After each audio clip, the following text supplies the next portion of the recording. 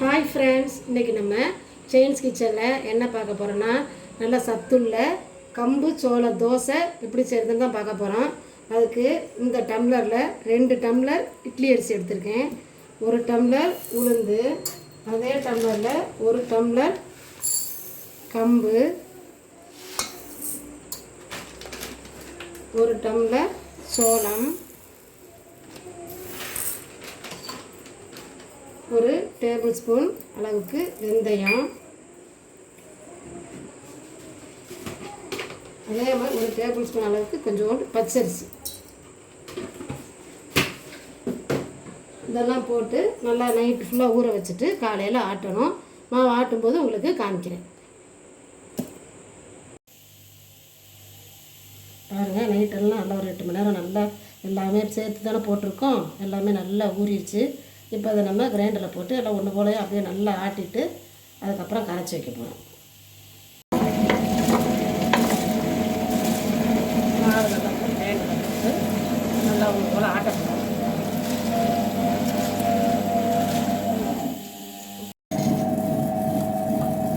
இந்த பாருங்கள், மாவு நல்லா நைஸாக ஆட்டியாச்சு.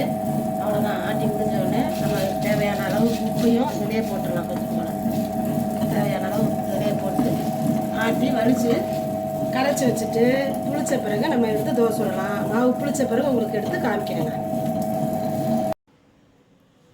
இந்த மாவை நல்லா நம்ம ஆட்டி நல்லா உப்பு போட்டு கரைச்சி வச்சிட்டோம். கரைச்சி வச்சு நல்லா மூடி வச்சிட்டோம்னா ஒரு 4-5 மணி நேரம் கழித்து இந்த மாவு நல்லா புளிச்சிடும். புளிச்ச பிறகு எப்படின்னு காமிச்சிட்டு அதுக்கப்புறமா நம்ம தோசை சுட ஆரம்பிச்சிடலாம். நம்ம ஆட்டி கரைச்சி வச்சோம் பாருங்கள். இந்த பாருங்கள், மாவு நல்லா புளிச்சு வந்துடுச்சு. இப்போ தோசை சுடுறதுக்கு தயாராகிடுச்சு. அதுக்கப்புறம் நம்ம தோசை சுட போகிறோம். இப்போ இந்த கார சட்னிக்கு தேவையான பொருள்கள் என்னென்னு பாருங்கள். ஒரு 15 பல்லு பூண்டு, ஒரு 25 சின்ன வெங்காயத்தை தோல் உரித்து வச்சுருக்கோம், 2 தக்காளி, ஒரு 15 வரமிளகா. இது நீங்கள் காரத்துக்கு தக்கன உங்களுக்கு காரம் அதிகமாக வேணால் நீங்கள் கூட கொஞ்சம் போட்டுக்கலாம். ஒரு சின்ன பெரிய கோழி குண்டு சைஸ் அளவு புளி, கொஞ்சோண்டு வெல்லம், அப்புறம் நம்ம கொஞ்சம் பெருங்காயம், உப்பு தாளிக்கும் போது போட்டுக்கலாம். இந்த பொருள்கள் எல்லாமே நம்ம பச்சையாக தான் அரைக்க போகிறோம். எதையுமே நம்ம வதக்க போகிறதில்ல, அரைச்சிட்டு தான் லேசாக நம்ம வதக்க போகிறோம். அதுக்கப்புறம் அதை செய்யும்போது நம்ம எப்படின்னு பார்ப்போம். ஏற்கனவே நம்ம கார சட்னிக்கு என்னென்ன பொருள்கள் எடுத்து வைக்கணும்னு காமிச்சேன்ல, அதில் நம்ம என்ன செய்யணும்னா இந்த வத்தலையும் புளியையும் மட்டும் கொஞ்சம் நேரம் இந்த சட்னி அரைக்கிறதுக்கு முன்னாடி தண்ணி ஊற்றி கொஞ்சம் நேரம் ஊற வச்சிடணும். ஊற வச்சதுக்கப்புறம் மற்ற பொருள்களை எல்லாம் போட்டு நம்ம அரைக்கணும். இப்போ பாருங்கள், இந்த மிக்ஸி ஜாரில் இந்த பூண்டு வெங்காயத்தை போட்டுட்டு முதல்ல அரைச்சிடணும். அதுக்கப்புறம் இந்த தக்காளி இருக்குல்லையே, அந்த தக்காளியில் நடுவில் இருக்க கட்டி பகுதியை கட் பண்ணி அதை போட்டு அரைக்கணும்.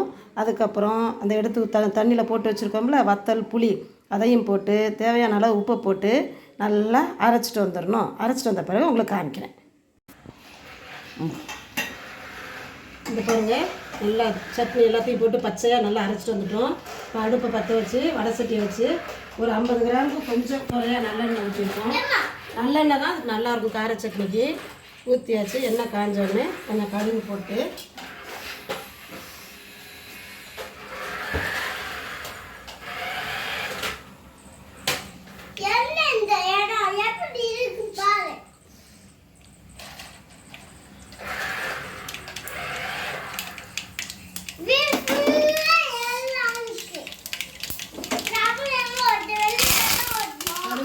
கருவேப்பிலை, கொஞ்சம் பெருங்காயத்தூள் போட்டு நல்லா சிம்மில் வச்சுட்டு இந்த தண்ணியெல்லாம் ஊற்றக்கூடாது, அப்படியே நம்ம அரைச்சி வச்சு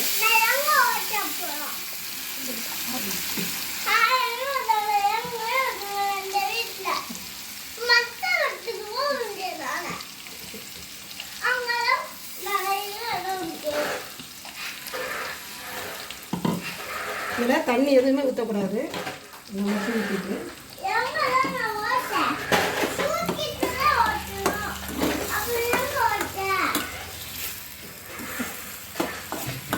நல்லா ரொம்ப நேரம் அடுப்பில் வைக்க வேணும். 2 நிமிஷம் கொதித்த பிறகு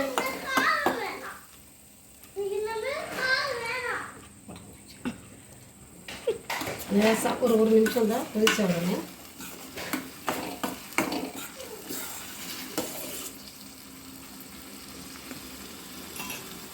ஒரு நிமிஷம் அந்த எண்ணெய் அப்படியே லேசாக மேலே வரட்டும். வந்த உடனே அது இன்னும் கொஞ்சம் அந்த 50 கிராம் நல்லெண்ணெய் முதல்ல கொஞ்சம் ஊற்றிருக்கோம்ல, கடைசியில் எல்லாம் கொதிச்சோடனே லேசாக இந்த எண்ணெயை ஊற்றிட்டு அப்படியே ஆஃப் பண்ணிடலாம் நம்ம.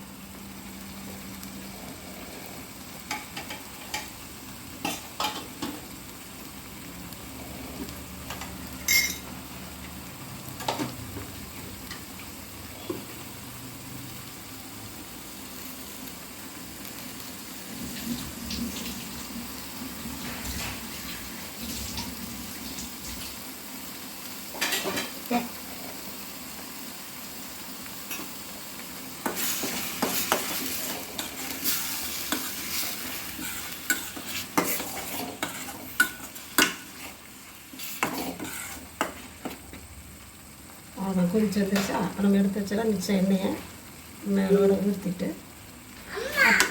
அப்படியே ஆஃப் பண்ணிடலாம். அவ்வளோதான். இப்போ தோசை சுட்டுட்டு ரெண்டும் வச்சு உங்களுக்கு காமிக்கிறேன். அடுப்பில் தோசைக்கல்லை போட்டோம், கல்லை நல்லா காஞ்சிருச்சு. இப்போ நம்ம தோசை சுடுறோம். இது நம்ம நார்மலாக சாதாரண அரிசி தோசை இதெல்லாம் பிள்ளைங்க சாப்பிட்டுருக்காங்க. இப்போ கம்பு சோளம்லாம் நம்ம வேறு மாதிரி செஞ்சு கொடுத்தா அவங்க ஒன்றும் சாப்பிட மாட்டாங்க. அதுக்கு நம்ம இப்படி தோசையாக செஞ்சு கொடுத்தோம்னா பிள்ளைங்க எல்லாம் சாப்பிட்டுப்பாங்க. இப்போ எல்லாமே தானியங்கள்லாம் நம்ம சேர்த்துக்க வேண்டியிருக்குல்ல, அதனால் நம்ம வாரத்தில் ஒரு நேரம் இந்த சிகப்பு அரிசி தோசை, கருப்பு கவுனி அரிசி தோசை, இப்படி கம்பு சோள தோசை இந்த மாதிரிலாம் கொஞ்சம் பிள்ளைகளுக்கு டிஃப்ரெண்ட்டாக செஞ்சு கொடுத்தோன்னா பிள்ளைகளும் நல்லா சாப்பிட்டுக்குவாங்க. பிள்ளைகளுக்கும் இந்த சத்துக்கள்லாம் கொஞ்சம் சேரும். அதனால் வாரத்துக்கு ஒரு தடவை இந்த மாதிரி மாற்றி மாற்றி தானிய தோசைகள் பிள்ளைகளுக்கு செஞ்சு கொடுங்க.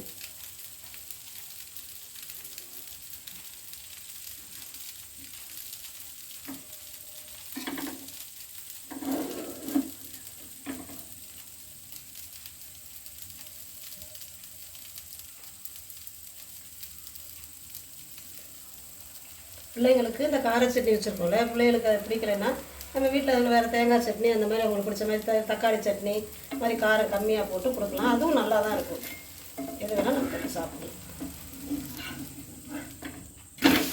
பார்த்தீங்களா எவ்வளோ சூப்பராக மொறுன்னு நல்லா அழகாக வந்திருக்கா. சுவையும் அவ்வளோ அருமையாக இருக்கும்.